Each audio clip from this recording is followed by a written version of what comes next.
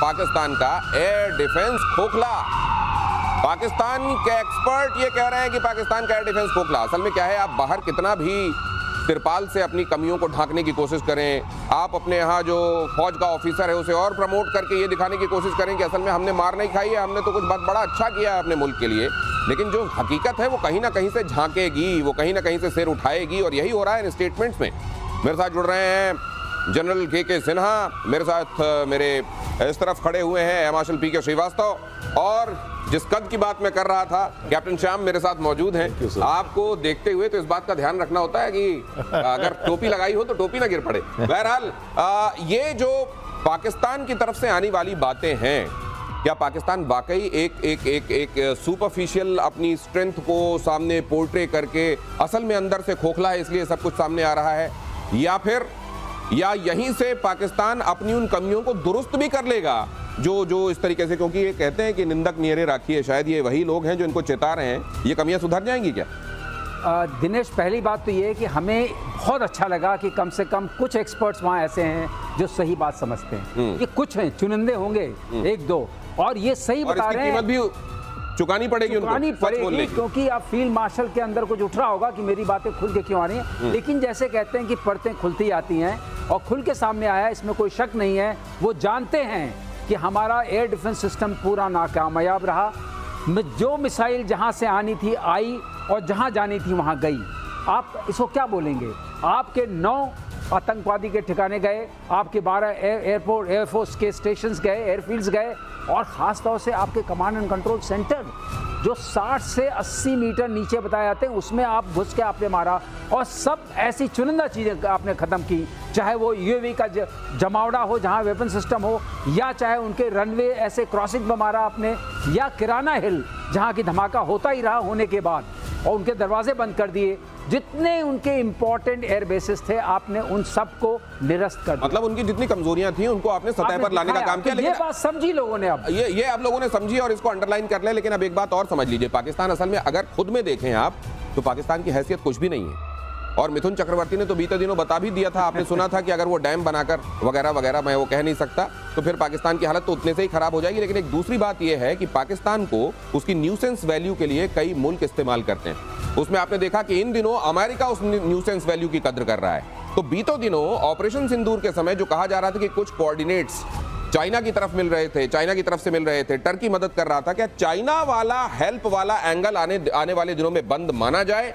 General Sinha, देखिए, help को ये उनको चीज़ें मुहैया कराना ये कभी बंद नहीं होगा, और बहुत ज़्यादा हम इसको रीड करने की ज़रूरत नहीं है। भारत भी हम रक्षा के उत्पादन में बढ़ता जा रहा है, वो उन चीज़ों को देगा, आपके नेबर को भी जा सकता है। चाइना इसको रीड करने लगे, आपने कर दिया, तो ये कुछ हद तक तो सही है। हाँ, वो जो कहता है कि हम ऑल वेदर स्ट्रेटेजिक पार्टनर, जो बड़ी बड़ी बातें करता है, जो पहले भी करता रहा आतंकवादियों के, वो तो है निशाने पे भारत। नहीं, मैं तो ये कहता हूं बड़ा खतरा है वो। चाइना बहुत जल्द किसी चीज की गांठ भी बांधता है। ऐसा नहीं है कि चाइना सब कुछ लुटाता। सीपेक को लेकर उसने जो लुटा दिया, अपना इन्वेस्टमेंट उसका डूब गया। चाइनीज जो वहां काम कर रहे थे उनकी किस तरीके से हत्याएं हुई। चाइना ऐसा नहीं कि सब कुछ चीजों को बड़ा हंकी डोरी मान रहा है पाकिस्तान के संदर्भ में। और क्योंकि अब अमेरिकी दादागिरी की वजह से एक नया तरह का अलाइनमेंट आप देख रहे हैं, रशिया, चाइना, इंडिया, क्या इसका एक बहुत बड़ा असर पाकिस्तान पर पड़ेगा? इंडियन नेवी से जुड़ी है बड़ी खबर देखिए, कैप्टन श्याम के पास चलेंगे। उसके बाद भारत के मुकाबले समुद्री शक्ति में पाकिस्तान कोसों दूर। पाकिस्तान के पास एक भी विमान वाहक पोत नहीं है, पाकिस्तान के पास एक भी विध्वंसक पोत नहीं, पाकिस्तान के पास एक भी परमाणु पनडुब्बी नहीं। नेवी के का मुकाबला अगर नेवी के पैरामीटर्स में देखा जाए तो कहां है पाकिस्तान भारत के मुकाबले?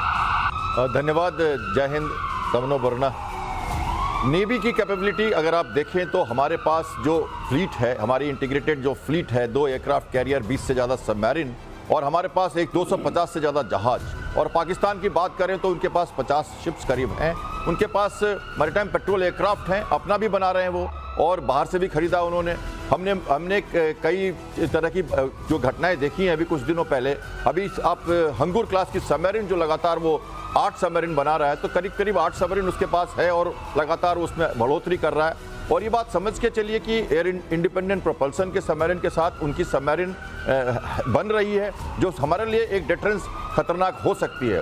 पर जो हमने दिखाया ऑपरेशन सिंदूर में, हमने जो उनके जहाजों को सिमट दिया कोस्टल डिफेंस के रोल में, और हमने प्रूव किया कि हमारी जो कैपेबिलिटी है, जो 10 से ज़्यादा हमारे डिस्ट्रॉयर्स, 10 से ज़्यादा फ्रिगेट्स, हमारे 20 से ज़्यादा सबमरीन्स, 250 जहाज, हमारे P8I, हमारे Ka-31, हमारा रैम्पेज मिसाइल के साथ बिग 21K जो लगातार कॉम्बैट एयर पेट्रोल में था, इनने सब ने ये दिखाया कि इस एरिया में, इंडियन ओशन में करीब करीब और इंडो पैसिफिक सिनेरियो में ब्लू वाटर कैपेबिलिटी में नेवी का एक दमखम है, और वो पूरी तरह से इसे दिखा रही है, चाहे वो हुती के अगेंस्ट में हो, सर्च एंड रेस्क्यू में हो, मौसम में हो, HADR मिशंस में, ह्यूमैनिटेरियन रिलीफ में हो, या हमने सुनामी के समय में देखा, ये सब के समय हम नेट सिक्योरिटी प्रोवाइडर के रूप में अभी काम कर रहे हैं, और पाकिस्तानी ने भी अभी उस तरह से बिल्डअप नहीं हुई है। तो आप ये कह रहे हैं कि उतना ही अंतर है जितना मेरे और आपके कद में फर्क है।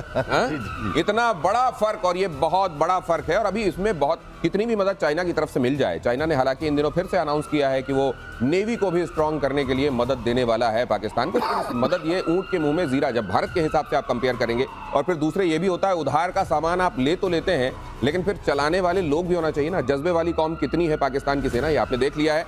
आगे बढ़ूं उससे पहले बता दूं शन्नो वरुणः क्यों कहते हैं कैप्टन श्याम, क्योंकि शन्नो वरुणः का मतलब होता है जल के देवता हमारी रक्षा करें। ये वेदों से लिया गया, और सी राजगोपालाचारी ने यह सुझाया था कि भारत में नौसेना का ये सूत्र वाक्य होना चाहिए, शन्नो वरुणः। आगे बढ़ता हूं, भारतीय सेना की ड्रोन वॉर रिहर्सल, अगरतला में ड्रोन शक्ति का अद्भुत प्रदर्शन। ड्रोन प्रहार 2 युद्धाभ्यास में ये क्षमता दिखाई गई। आने वाले दिनों में ड्रोन बहुत तेजी से युद्ध के संदर्भ में जो अभी तक स्थापित परंपराएं थी उनको बदलते हुए नजर आ रहे हैं, और इसीलिए आप देख रहे हैं कि हर एक मुल्क ड्रोन के हिसाब से अपनी शक्ति विस्तार में लगा हुआ है।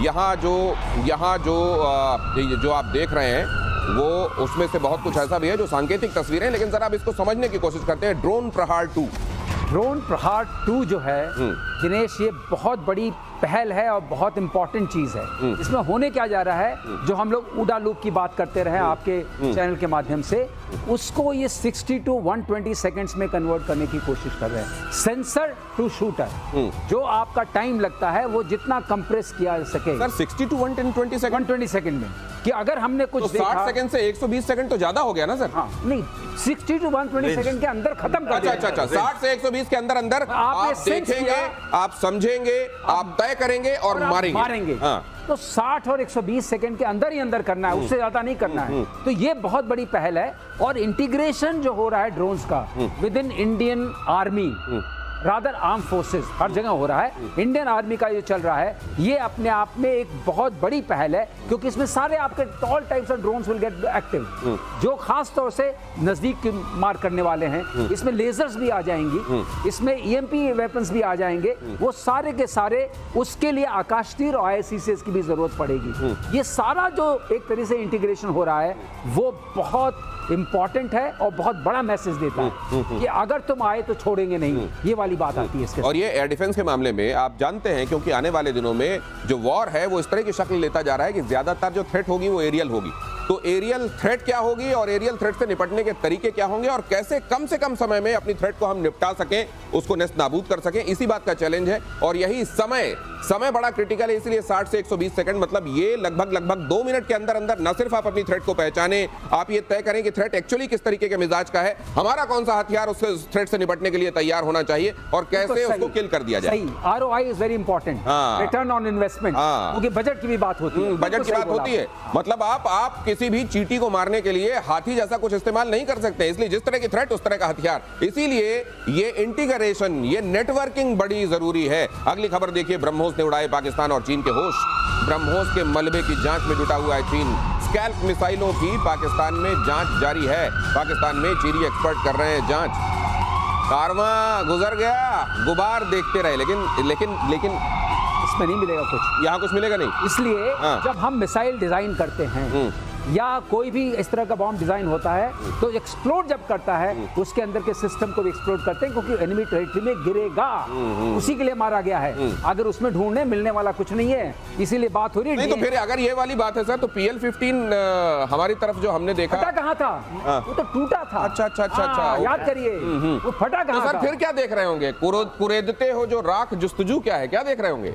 देखिए, किसी भी वॉरफेयर के अंदर में जब चीजें जाती हैं तो जो उसकी रेसिडुअल होती है उसका भी आप उसके अंदर पेंट क्या लगाया था, मेटल क्या था, सी बहुत सारी चीजें हैं। क्या कर रहे हैं, जिस दिन से उनके होस्ट तो उड़ ही गए थे, पाकिस्तान के और चाइना के भी। और इसमें चाइना शैडो स्टॉर्म की बात, सब लोग स्कैल्प को नहीं समझते हैं। स्कैल्प भी जो है ये ब्रिटिश एंड फ्रेंच का एक कोलैबोरेशन से बनाया गया है, और ये जो है स्टेल्थ है। ब्रह्मोस जो है ये भी क्रूज है, ये भी क्रूज है। इसके अंदर जो नेविगेशन प्रॉब्लम उनको क्या आ रही है कि जो इसके अंदर में चीजें जो बनाई गई हैं स्टेल्थ के ऊपर में, एक को आप क्रूज से नैप टू अर्थ से करते हैं और एक में सिस्टम में ही आपका स्टेल्थ है। अच्छा। और आप अपने टारगेट में जा करके सटीक मारते हैं, इसका रेंज बढ़ता जा रहा है।